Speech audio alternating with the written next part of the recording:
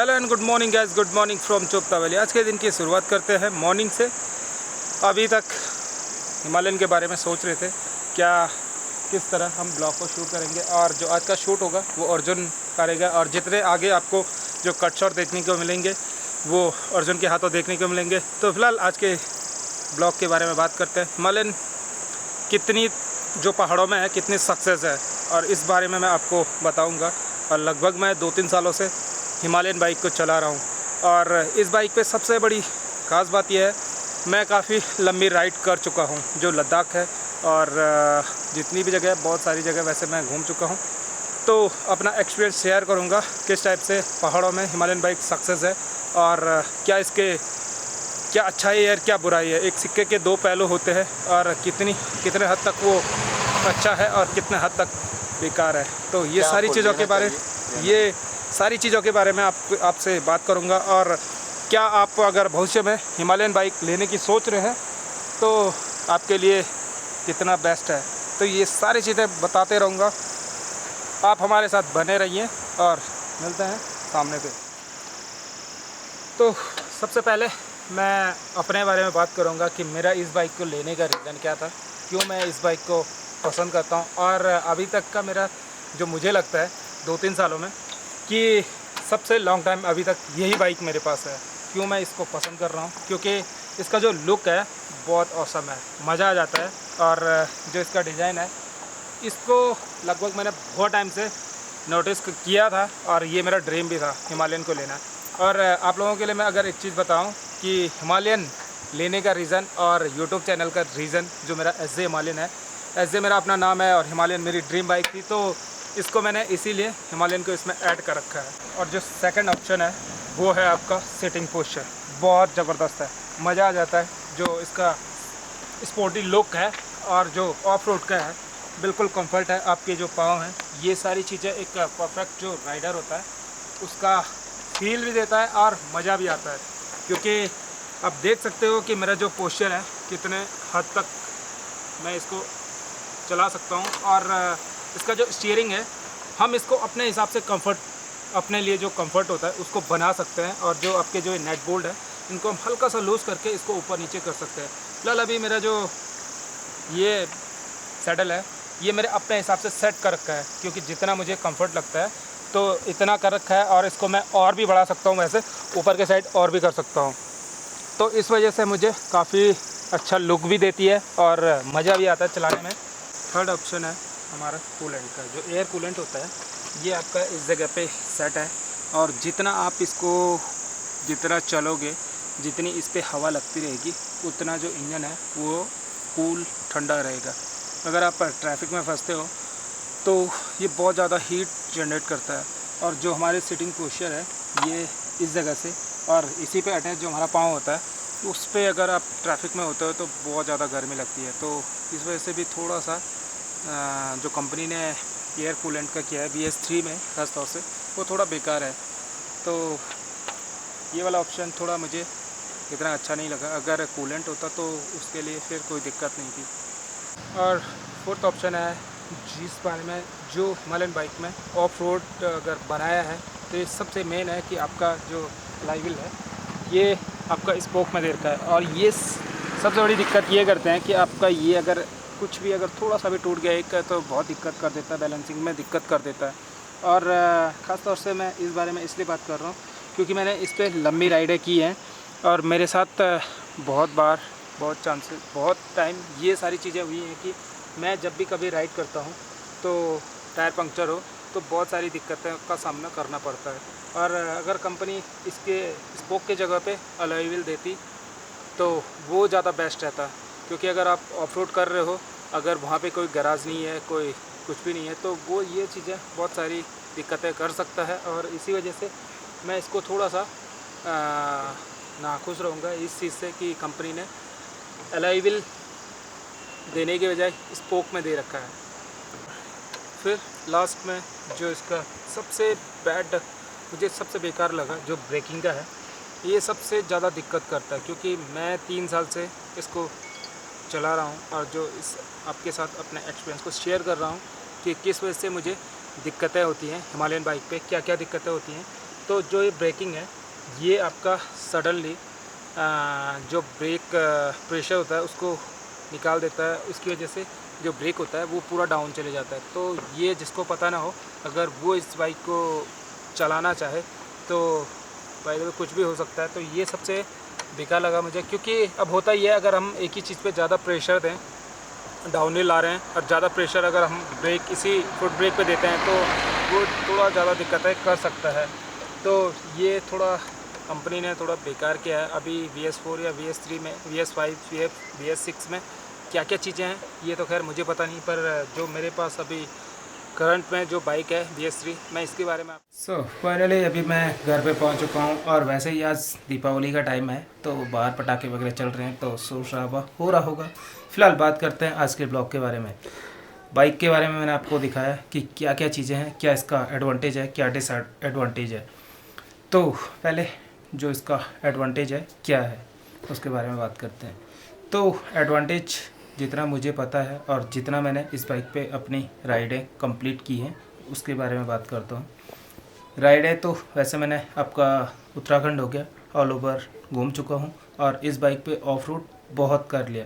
तो बात करते हैं एडवांटेज। एडवांटेज इसका सिटिंग जो राइडिंग पोस्चर है बहुत ऑसम है, ऑसम। आप कितने भी लंबी राइड करो थकान बिल्कुल नहीं है, ना हाथों में दर्द। अगर आप किसी और बाइक पे राइड करते हैं, इतनी मैंने 520 किलोमीटर राइड किया है और कोई पेन नहीं, हल्का पेन तो वैसे भी होना ही था क्योंकि 520 किलोमीटर राइड किया है तो थोड़ा बहुत तो चलता है, पर जो हाथों में दर्द, घुटनों में दर्द, ये सारी चीज़ें कुछ नहीं है।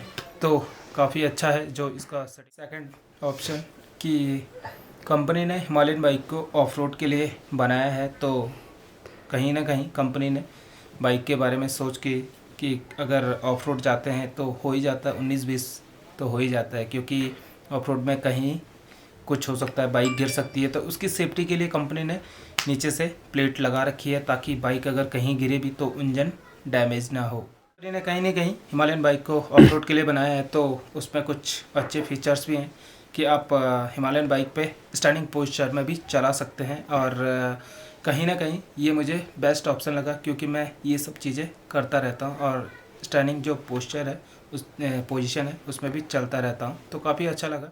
देन लास्ट थिंग कि हिमालयन बाइक जितना स्पेस है हिमालयन बाइक का बहुत ज़्यादा है। अगर आप लंबे टूर पे राइड करते हो और जो लगेज है, लगेज को साथ में लेके चलते हो और आपके साथ दूसरा बंदा ज्वाइन करता है तो उसके लिए भी कंफर्ट तरीके से बैठने के लिए पूरा स्पेस है। और ये सारी चीज़ें शायद और बाइकों में ना हो, पर हिमालयन बाइक पे मुझे ये चीज़ काफ़ी अच्छी लगी कि स्पेस काफ़ी है तो ज़्यादा दिक्कत नहीं होती है, जो दूसरा बंदा आपके साथ आएगा वो कंफर्ट तरीके से बैठ सकता है। अब हम बात करते हैं आपको डिसएडवांटेज के बारे में।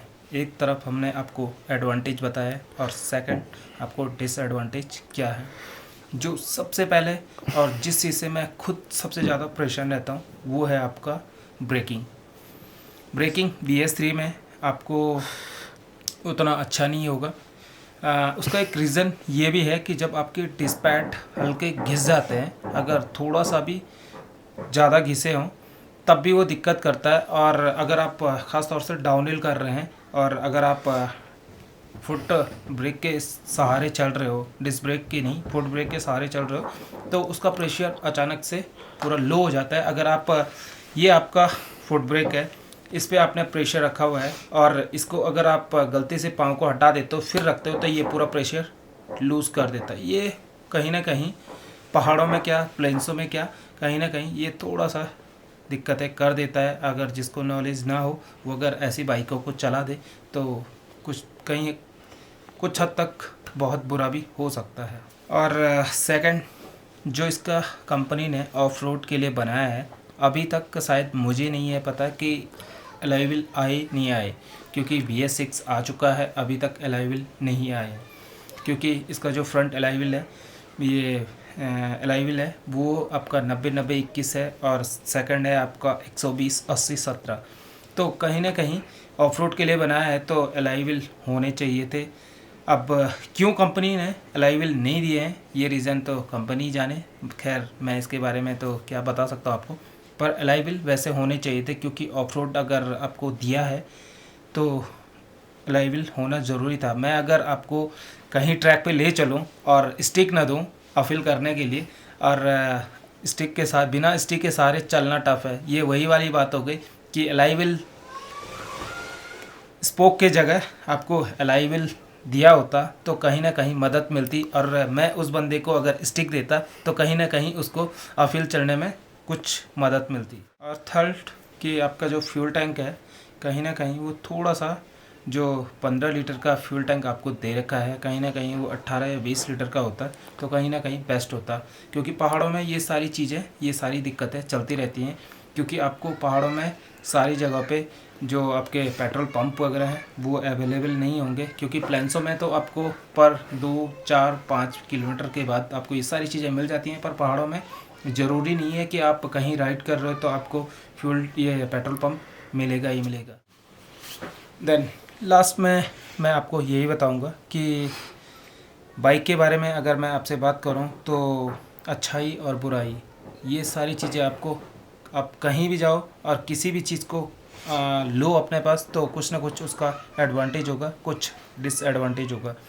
तो मैं आपको ये नहीं कहूँगा कि आप ये बाइक मत लो, ये बाइक लो, वो आपको खुद डिसाइड करना है आप क्या लेना चाहते हो। अगर आप प्लेन्स एरिया के लिए लेना चाहते हो तो आपको ये सारी चीज़ें फेस करना पड़ेगा, अगर आप पहाड़ों के लिए लेते हो तो आपको ये चीज़ें फेस करना पड़ेगा। बिकॉज इसका रीज़न ये है, मैं काफ़ी लॉन्ग टाइम से इस बाइक को चला रहा हूँ और काफ़ी लंबे राइड भी किए हैं, तो इस वजह से मैं तो अभी इस बाइक को अपने पास रखा हुआ है और अभी भी रखूँगा, क्योंकि मेरे लिए बेस्ट है सारा। जो इसमें आपको स्पोर्टी लुक है, जो आपको लॉन्ग रूट पर राइड करने पे बिल्कुल कोई थकान नहीं है, कुछ नहीं, ये सारी चीज़ें, और कुछ अच्छाइयाँ हैं कुछ बुराइयाँ हैं, ये सब चलता रहेगा।